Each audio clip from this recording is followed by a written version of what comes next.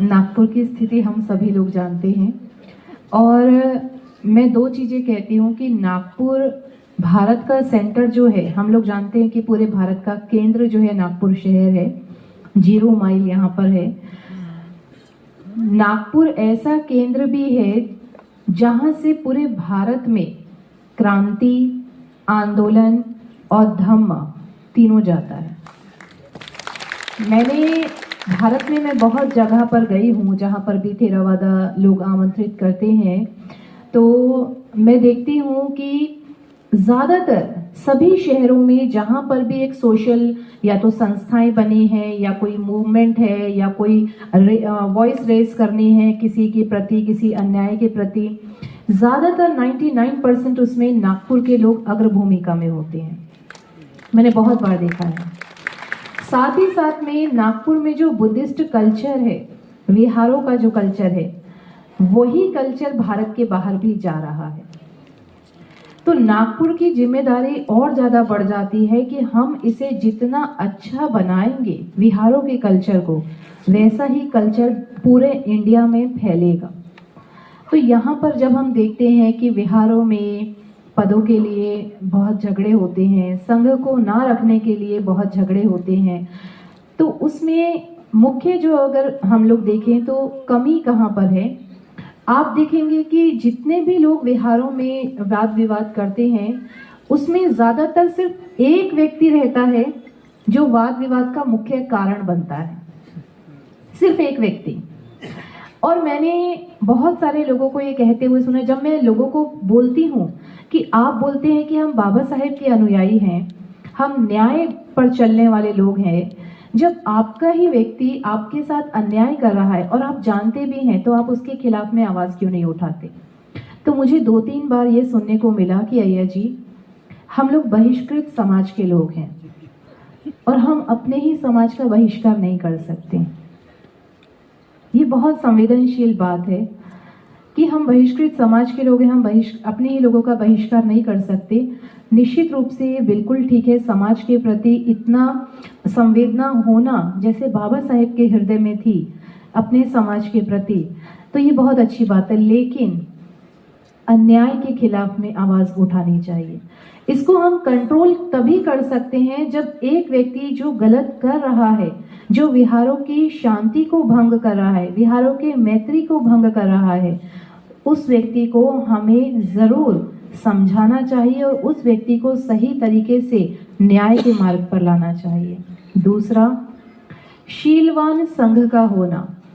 जब संघ आपके विहारों में आता है, आप अपेक्षा करते हैं कि संघ भगवान बुद्ध के काल का जैसे संघ हुआ करता था वैसा संघ होना चाहिए, लेकिन एकदम से ये संभव नहीं है ना।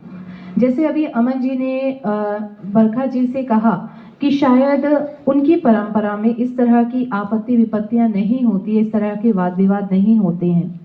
इवन हम भारत के बाहर भी देखते हैं, थाईलैंड में, श्रीलंका में, अनेक देशों में इतने बड़े बड़े विहार बने हैं, लेकिन कहीं पर इस तरह की वाद विवाद की स्थिति नहीं मिलती है।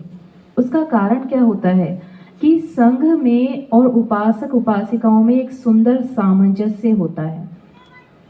ये सामंजस्य जब हम मिलिंद प्रश्न पढ़ते हैं तो मिलिंद प्रश्न में उपासकों के 10 गुण आते हैं। उस एक गुण में सबसे पहला गुण आता है 10 गुणों में कि उपासक उपासिका संघ के साथ सहानुभूति रखते हैं।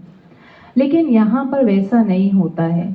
हम लोग संघ को सहानुभूति नहीं रखते, संघ के सुख दुख में उनके सहयोगी नहीं बनते। हमें सिर्फ संघ का कार्य इतना पता है कि उन्हें सुबह वंदना करनी है विहार में, शाम को वंदना करनी है, दोपहर को भोजन करने के लिए परित्राण करना है।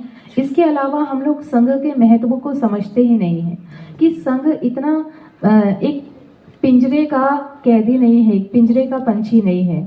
संघ स्वतंत्र है, उसे आप उड़ने दीजिए, उसे अच्छे से शीलों का पालन करते हुए धर्म में पकने तपने दीजिए।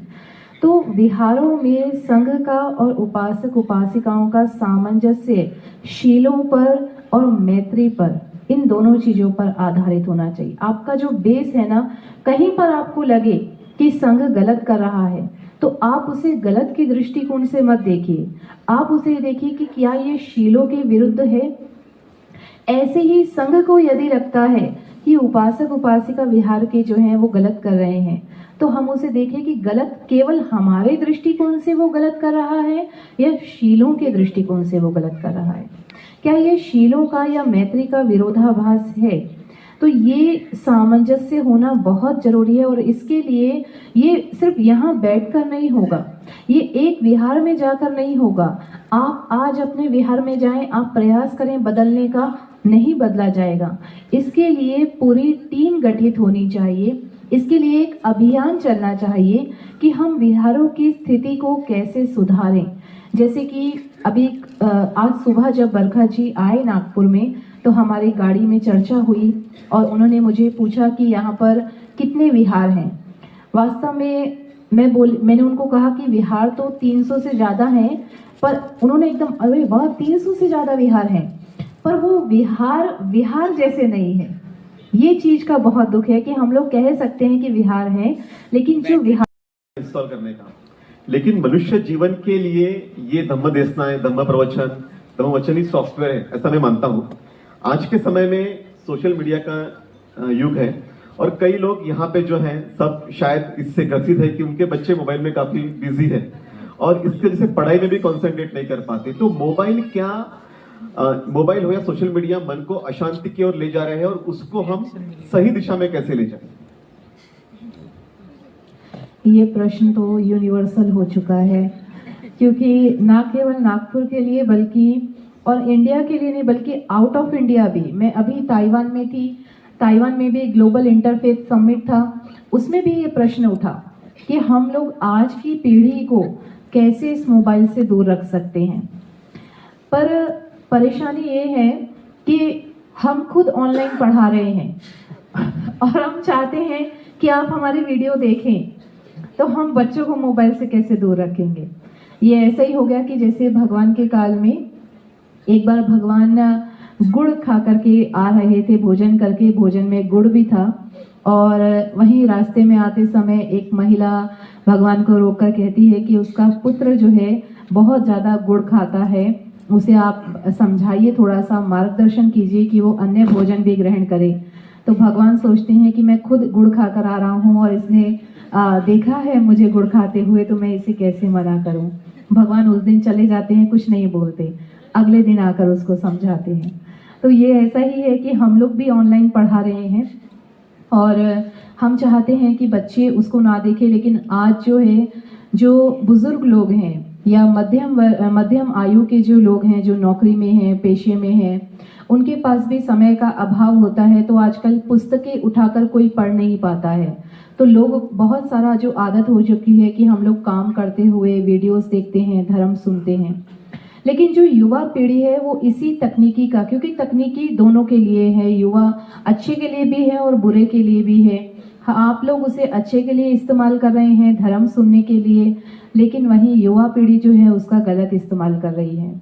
तो हमें एकदम से ये नहीं कहना है कि हम बच्चों को मोबाइल से कैसे दूर करें।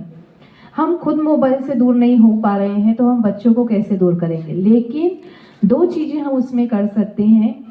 पहला तो एक उनका हम लोग टाइम कम करें मोबाइल देखने का, और दूसरा हम लोग ये मेक श्योर करें कि वो मोबाइल में देख क्या रहे हैं, मोबाइल का इस्तेमाल किस चीज़ के लिए कर रहे हैं। तो आज की पीढ़ी के लिए हम लोग, जैसे अगर आपके घर में युवा बच्चे हैं, पहले तो बुद्धिज़्म में हम लोग कोई भी गलत काम करते हैं उसके लिए सबसे पहले एक्सेप्टेंस जरूरी होता है, स्वीकार करना जरूरी होता है कि हम गलत कर रहे हैं। आप अपने घर में अपने बच्चों से पूछिए कि वो जो मोबाइल देख रहे हैं वो छोड़ नहीं पा रहे हैं या वो छोड़ना चाहते ही नहीं हैं। अगर वो छोड़ना चाहते हैं लेकिन छोड़ नहीं पा रहे हैं तो उसमें आप उनकी मदद कर सकते हैं। लेकिन जो छोड़ना ही नहीं चाहता हो उसके लिए बहुत मुश्किल है मदद करना उसकी।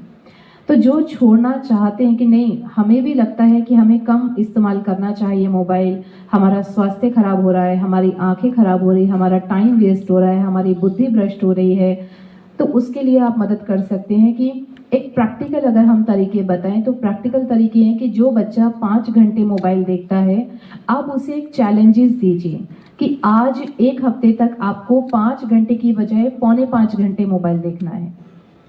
ऐसे धीरे धीरे उसको चैलेंजेस देके वन वीक में फिर 4.5 घंटे देखना है, अगले वीक में फिर 15 मिनट्स कम करना है। ये एक प्रैक्टिकल तरीका है।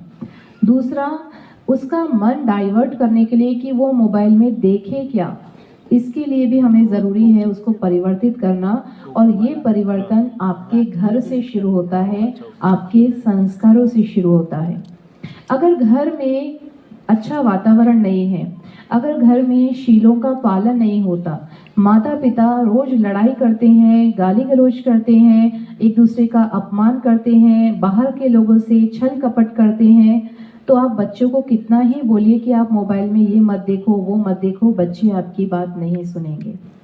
आप अपने बच्चों के लिए सबसे पहले गुरु हैं, युवा पीढ़ी के लिए।